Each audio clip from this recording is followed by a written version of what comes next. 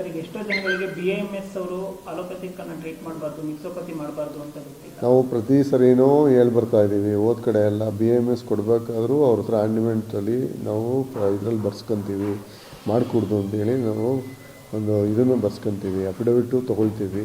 ಆದರೂ ಮೀರಿ ಅದು ಮಾಡಿದಾಗ ನಮ್ಮ ಕನ್ಸರ್ನಿಗೆ ಬಂದಾಗ ಅವ್ರಿಗೆ ನಾವು ವಾರ್ನ್ ಮಾಡಿ ಮುಗಿಸ್ತಾ ಇದ್ದೀವಿ. ಸರ್, ಈಗ ಅವ್ರನ್ನ ಕೇಳಿದ್ರೆ ಅವ್ರು ಹೇಳೋ ಏನು ಅಂತಂದ್ರೆ, ಈಗ PHCಗಳಿಗೆ ಗೌರ್ಮೆಂಟೇನೆ BAMS ಅವರು ಇಲ್ಲ, ನಾವು ಯಾವ್ದು ತೊಗೊಂಡೇ ಇಲ್ಲ. ನಾವು ಒಂದು 24/7 ತೊಗೊಳ್ತಾ ಇದ್ದೋ. ಈಗ ಒಂದೊಂದು 24/7 ಇಲ್ಲದೆ ಹಂಗಾದ ಅವ್ರು ರಿಲೀವ್ ಮಾಡ್ತಾ ಇದ್ದೀವಿ. ನಾವು ಇಟ್ಕೋತಾ ಇಲ್ಲ, ಅವ್ರನ್ನ ರಿಲೀವ್ ಆಗ್ತಾ ಇದ್ದಾರೆ. ಈಗ ಹೊಸದಾಗಿ ಯಾವುದೂ ಪ್ರೊಕ್ಯೂರ್ಮೆಂಟ್ BAMS ನಾವು ಸರ್ಕಾರದಲ್ಲಿ ತೊಗೊಂಡಿಲ್ಲ, ಸರ್ಕಾರ ಮಟ್ಟದಲ್ಲಿ ಆಗಿಲ್ಲ.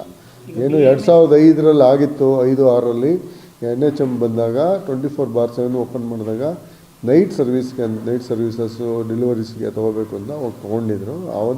ಅವರೇ ಇನ್ನೂ ಮುಂದುವರೆದು ಕೆಲವರಿದ್ದಾರೆ, ಕೆಲವರೆಲ್ಲ ಬಿಟ್ಟು ಹೋಗಿದ್ದಾರೆ. ಸರ್, ಈಗ BAMS ಅವರು ಟ್ರೀಟ್ ಮಾಡ್ತಾ ಇರೋರಿಗೆ ಅವ್ರು ಅಂದ್ಕೊಂಡು ಈಗ ಅವರು KPML ರಿಜಿಸ್ಟ್ರೇಷನ್ ಆಗಿ, ಇಲ್ಲಾಂದ್ರೆ ಯುನಾನಿ ಆಯುರ್ವೇದವನ್ನು ಟ್ರೀಟ್ ಮಾಡಿದ್ರೆ ಮಿಕ್ಸೋಪತಿ ಮಾಡಿದ್ರೆ ಏನೆಲ್ಲ ಕ್ರಮ ಆಗುತ್ತೆ? ಅದೇ ಅವ್ರು ನಮ್ಮ ನೋಟಿಸಿಗೆ ಬಂದರೆ ನಾವು ADR ಹತ್ರ ಸರ್ಟಿಫೈ ಮಾಡಿಸ್ತೀವಿ.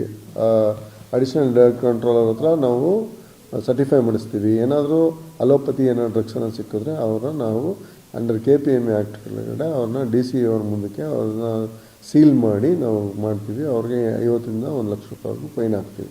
ನಾವು ಆಲ್ರೆಡಿ ಇಲ್ಲಿ ಜಿಲ್ಲೆಯಲ್ಲಿ ಒಂದು ಆಲ್ಮೋಸ್ಟ್ ಒಂದು 12ರಿಂದ 13 ಇದನ್ನು ಹಾಕಿದ್ದೀವಿ, ಏನೋ ಫೈನ್ ಹಾಕ್ಸಿದ್ದೀನಿ.